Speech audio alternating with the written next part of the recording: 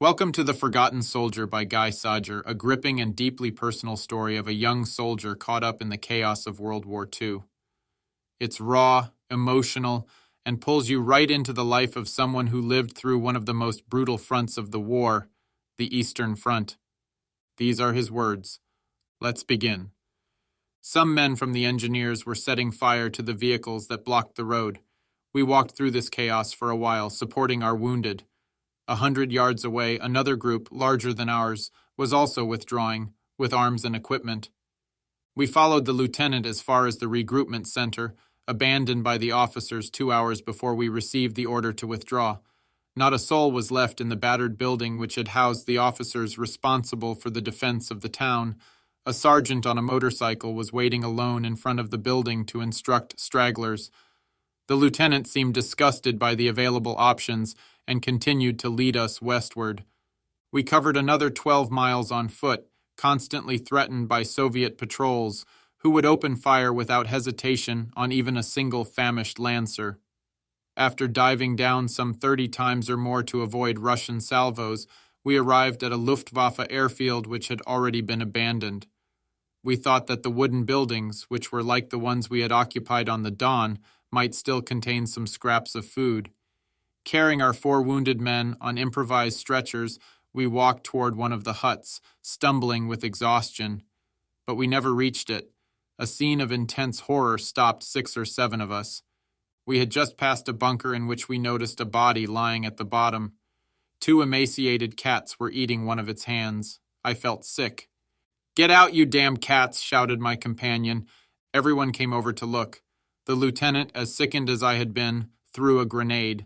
The 2 ghostly cats ran off into the countryside, while the explosion sent a column of more or less human debris straight up into the air like a chimney.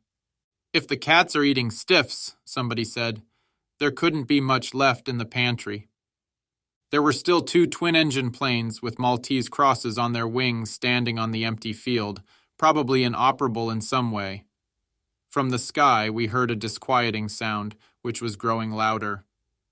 We all turned our white faces the same way, suddenly realizing that we were standing beside 2 planes in the center of a vast, flat space and could hardly fail to attract attention. We scattered without waiting for any orders, flinging ourselves onto the ground, trying to escape those 6 black dots, which were already falling toward us like lightning. I thought immediately of the bunker where the cats had been feasting. 6 others had the same idea, and although I ran as fast as I could, I arrived next to last beside the hole where 4 soldiers were already trampling on what was left of a human being. I looked desperately into that crowded space, hoping that some miracle would make it larger. 2 others were doing the same thing. Maybe we'd made a mistake. Maybe the planes were really ours. But that was impossible. The sound was unmistakable. The noise grew louder and louder. We threw ourselves down, painfully aware of our absolute exposure.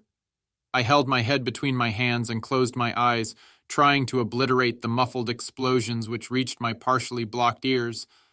I felt the fury of hell pass over me like a hurricane. The blows striking the earth shook every organ in my body, and I knew that I was going to die. Then the storm passed as quickly as it had come. I lifted my head to see the enemy formation break apart as it climbed higher into the pale blue sky. Here and there across the field, men were getting up and running for better cover. The Russian planes had regrouped and were turning as tightly as they could. Then they swooped down at us again. I felt a bitter presentiment freeze my blood. I began to run like a madman with my legs flying, trying to force myself to go faster. But I knew that exhaustion had the upper hand, that I would never reach the road, with its ditch which might shelter me. I kept stumbling over my heavy boots. In desperation, and despite myself, I fell onto the wet grass, instinctively aware that the planes were on top of us again. The first explosion shook the ground, filling me with a frantic fear. I scratched at the ground like a rabbit whose last hope of escape is to bury itself. I could hear the earth being torn and horrifying human shrieks. White flashes burned into my eyes through my clenched fists and eyelids. I lay there for 2 or 3 minutes, which seemed like an eternity. When I finally looked up, The two twin-engine planes were burning like torches. The Russian planes were far off, turning back into formation for another attack. They had pulled up after this one in all directions. Once again, I called on all my reserves of strength to get up and run, the other way this time, to the wooden buildings, which suddenly seemed to offer refuge.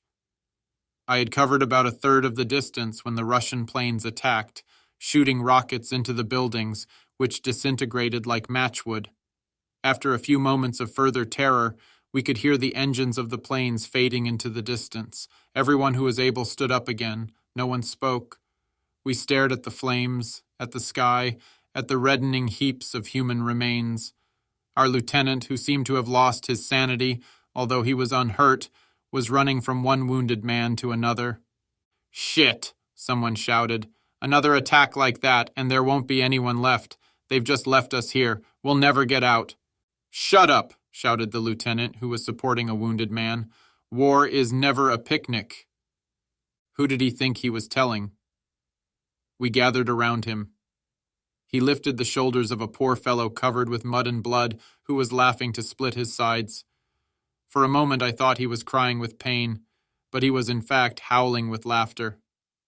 "Das ist der Philosoph," someone said.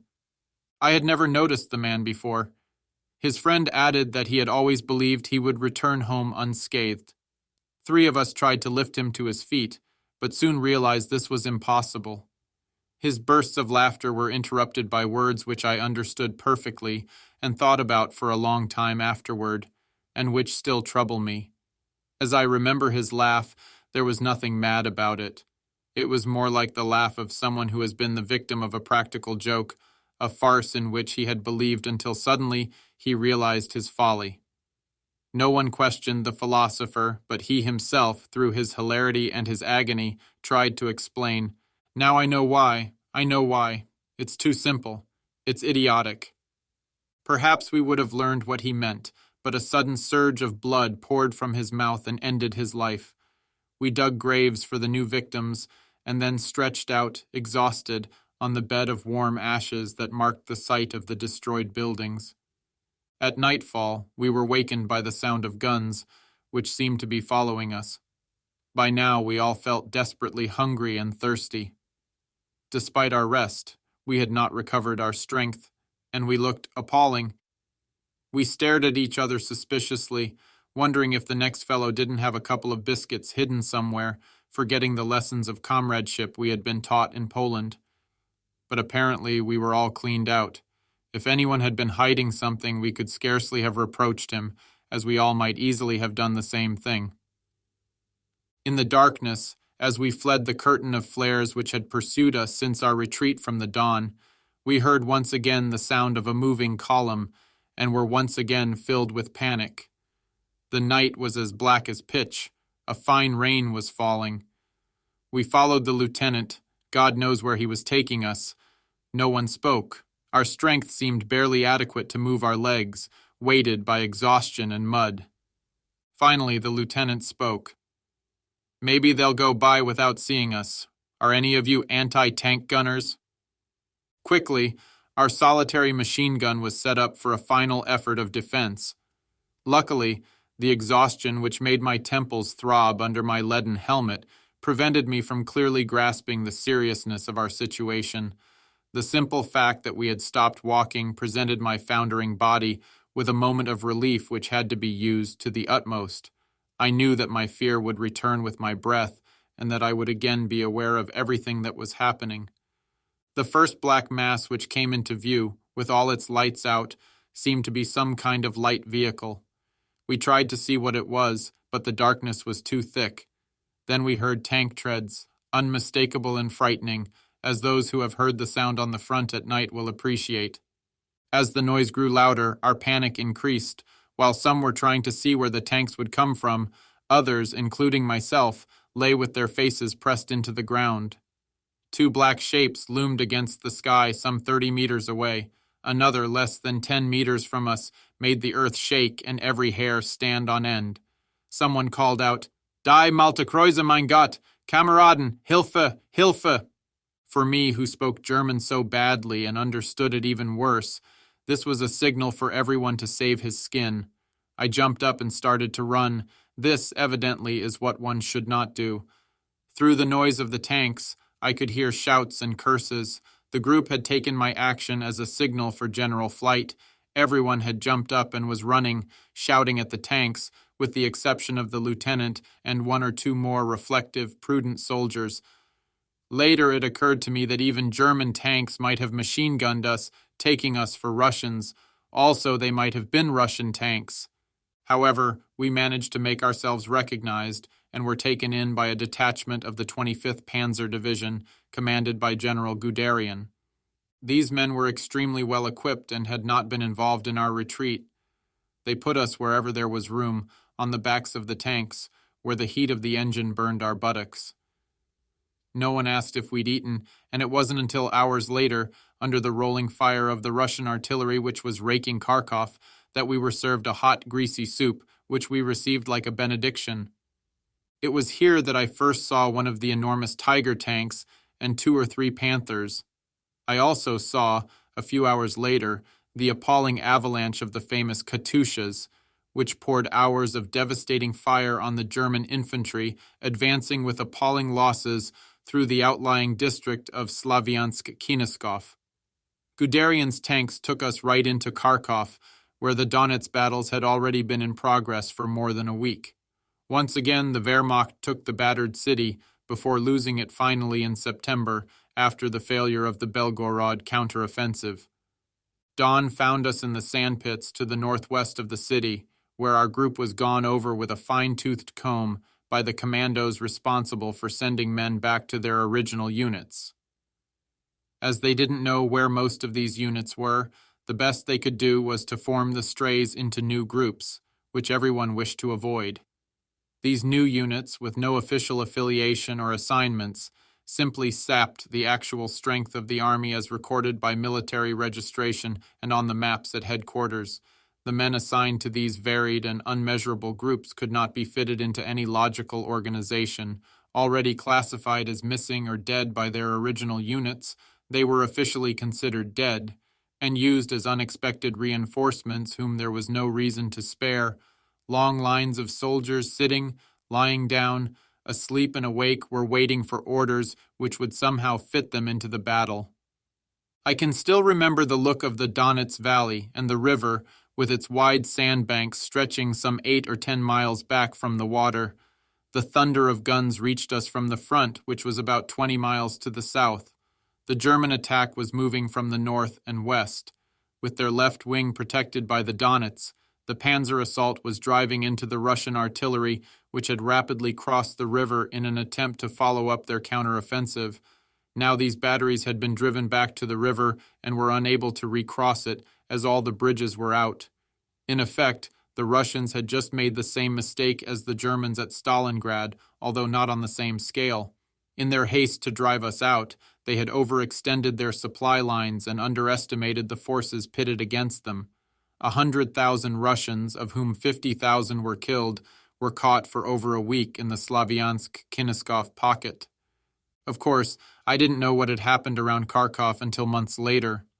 For me, the Donetsk battle, like the battles of the Don and of Aucheni, was a smoking chaos, a wellspring of continuous fear, alarm, and rumor, and thousands of explosions. I had just been reassigned and was waiting for further instructions with a handful of other filthy, shaggy men when a policeman handed me a scrap of paper. The police, like the commandos, were authorized to organize strays, and the scrap of paper purported to give us the route we must take to return to our company. It seemed that the 19th Rollbahn was operating in the neighborhood, and the 3 other fellows also belonged to it. We cleared out as quickly as we could. The fear of being incorporated into an impromptu battalion lent wings to our feet. I have never had a very strong sense of direction, but here in this chaos of mud and ruin, even a migratory bird would have lost the north. Our scrawled note only gave us the principal points to look for, which might have been recognizable to regiments camped on the spot.